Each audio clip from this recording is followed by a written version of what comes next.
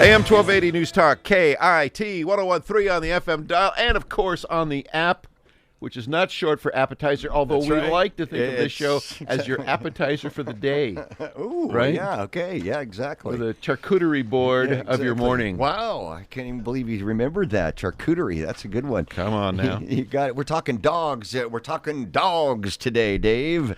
Your second favorite subject. Yeah, that's right. Put dogs on skis, and holy smokes. Boom, boom. Here we go. Hey, we're talking about Canine Foundation Yakima Valley, and we get the founder, Fern Hart, in the house, along with our Yakima County Sheriff, Mr. Bob Udell. Yeah, Morning, guys. Hey, good morning, guys. Morning. Good morning. Thanks for coming in. Man, Absolutely. awesome year last year for Yes. for the Hart Canine the Canine Foundation Yakima Valley. Tell me about it. How was the support from folks, huh? Wonderful. As I was told by our Enigma Marketing, who's our marketing arm, that once we start to get the word out to the community, it's a deluge, and it's just been wonderful. And business has stepped up, like the Range and Earthwise Pet out in West Valley took it upon themselves to just bring in a bunch of pups, and they're selling them for retail price, and we get it all. And like, if we did them online, we didn't get all the money. So that's great. Yeah, so Awesome. just business of thinking Teamwork. of ways to Yep. to interact with us and support us. It's just wonderful. I want to just, first of all, Lance, before we go too far to this, to thank the sheriff for bringing in the drug dog to sniff around the newsroom while we're doing this interview. Well, I think it's the that's least you could do. good. He doesn't look so good right now, too. I'm not sure what he's finding. He's got too big a whiff of something back there. I don't know why I've never seen the drug dog get paralyzed before. Get out of here. Get out of here. But we need to let everybody know, why did you establish this foundation? What was the reason? So primarily the funds to run the canine programs on both the sheriff's and the police department are private money, private funds. Only our tax dollars pay for the salaries and a standard vehicle. So the rest of it is all up to us, our community. Wow. And once that, people don't know that. Everybody says that to me. Yeah, wow. Really? Yeah.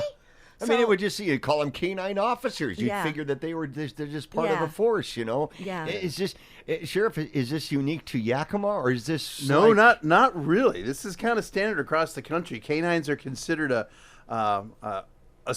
bonus program, and it's not often in an agency's budget.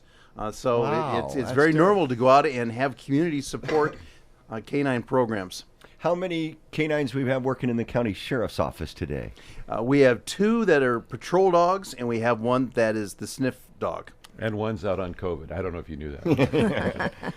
Would you like more? I mean, Oh, absolutely. You know what? I've been in here. We talked before with Fern, and they're a force multiplier like you can't believe. Yeah. And I would love to have one on every shift, 24/7. Have a canine available because crime never sleeps. Yeah. Things are happening all the time. Yeah. And it's too often when the guys say, "Hey, I need a canine," and say, "There's not one here." Yeah. So we can call a guy out, but that can take an hour or two. You got to find a guy, and then he's got to get suited up, get his dog in the car, and get to where he's got to go. Big county, so if you got a canine officer that lives in Cowiche and he's got to get down to Grandview, that's a long wait. That's not effective. Okay, so what are we doing about that, Fran? So I keep calling you Fran. all Fern. right, that's Fern all right, Hart. not She unusual. is the founder. Thank you. Fern Hart. What are we doing about that, Fern? we're raising funds. Ideally, we would love to have 4 patrol dogs per agency. Yes. So we're short 4 dogs. And we were fortunate to find a donor that was generous enough to give us money to replace Zuza at the Sheriff's Department. Canine Zuza will be retiring sometime, I suspect, early this quarter.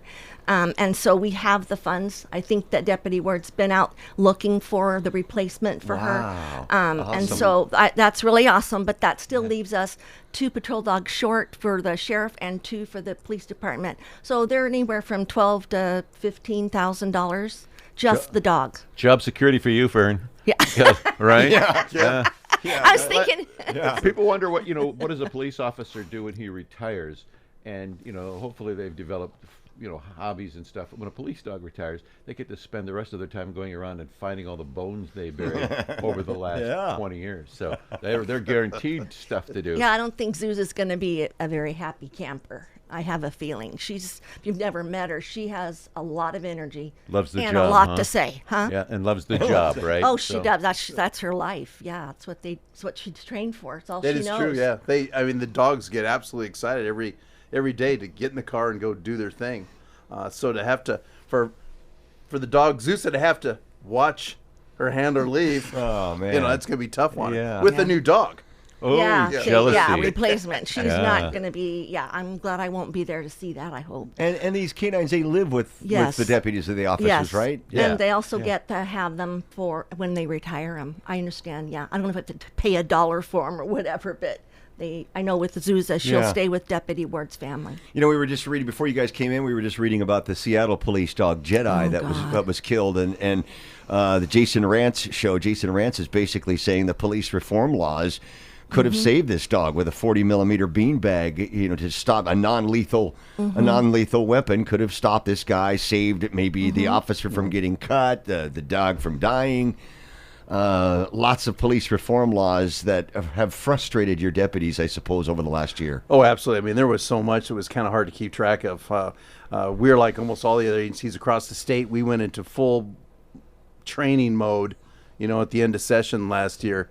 To keep the guys and gals up to speed on all these changes. Because the number one priority, of course, is to protect the officers and deputies themselves. With all these changes, they're putting themselves at great liability if they don't know what's going on with the new laws and all that. And now we're right back to another session that started this week.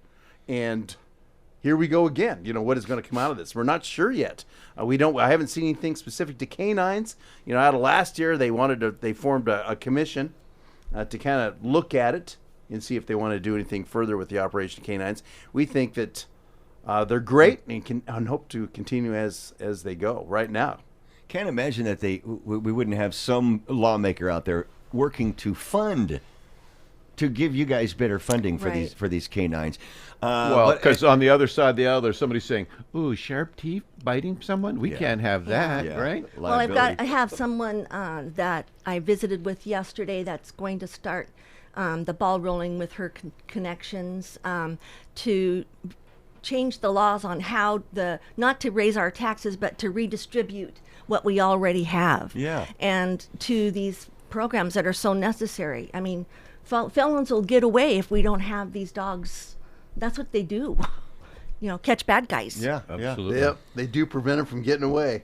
All right, if somebody's listening right now and they're like, "Man, I really want to get involved in this," what do they do? How do they get involved? Our website, we have a Facebook page, just Canine Foundation Yakima Valley, and you'll see our Facebook page. I'd really like you to visit our website, which is caninefoundationyv.org, and it has a beautiful video that starts it off. There's Mrs. Mashburn on a private interview that's just wonderful.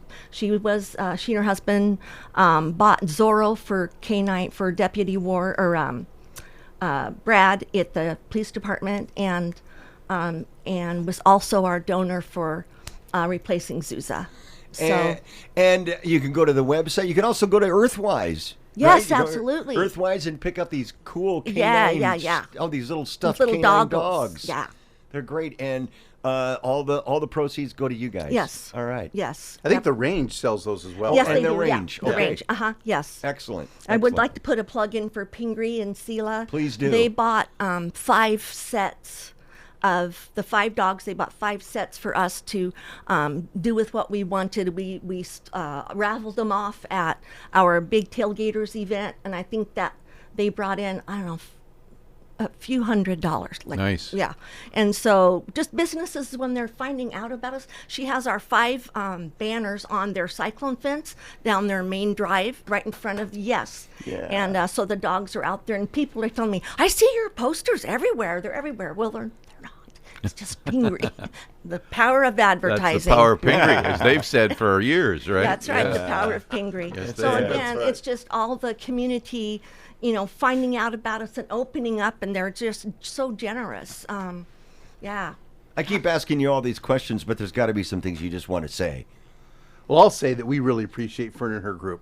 And at our awards ceremony here a few months ago, we made a special award for her and brought her up on the stage. And, and she recognized all the people that help her. It's a big deal. You know, there's two things. I mean, it's the money. It keeps our program alive and the training, all that cool stuff. But the guys and gals feel good that they know that there's people out there supporting what we do. You know, it's not, being a cop is not a real positive job at times. And to know that people are out there saying, go get them. We appreciate you keeping it safe is great. And Fern's right at the tip of that spear. Right on.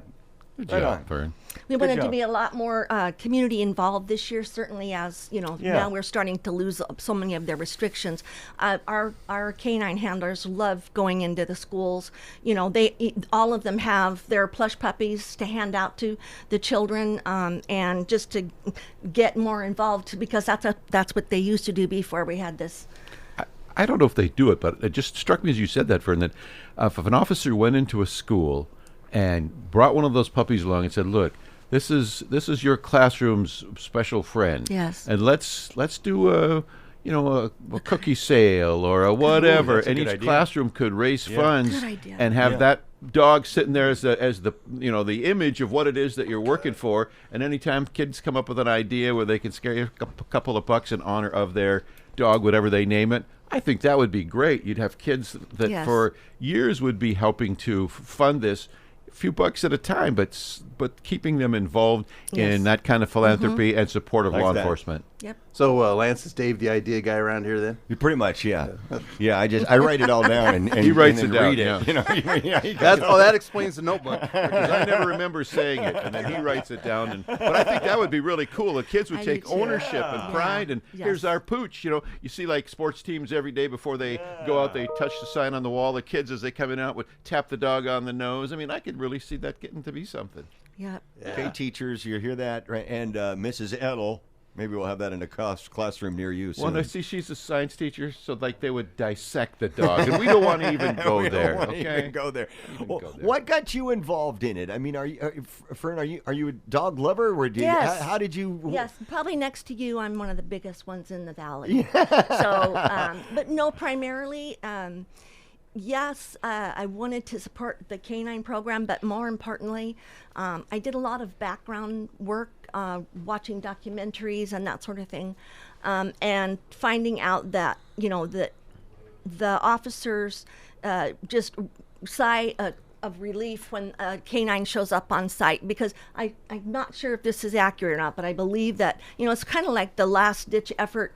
If someone's holed up in some dark barn or something, and he's not coming out, it's kind of like, okay, are we going to hit him with the beanbag, or let's call a canine in and see if we can get cavalry. him. Yeah. And more times than not, that works. Just the sound. Just to say the dog has arrived. That's right. The guy's coming out. And they're like, you know, one guy said, you know, a suspect will fight 10 law enforcement officers, but they won't fight a dog. Yeah.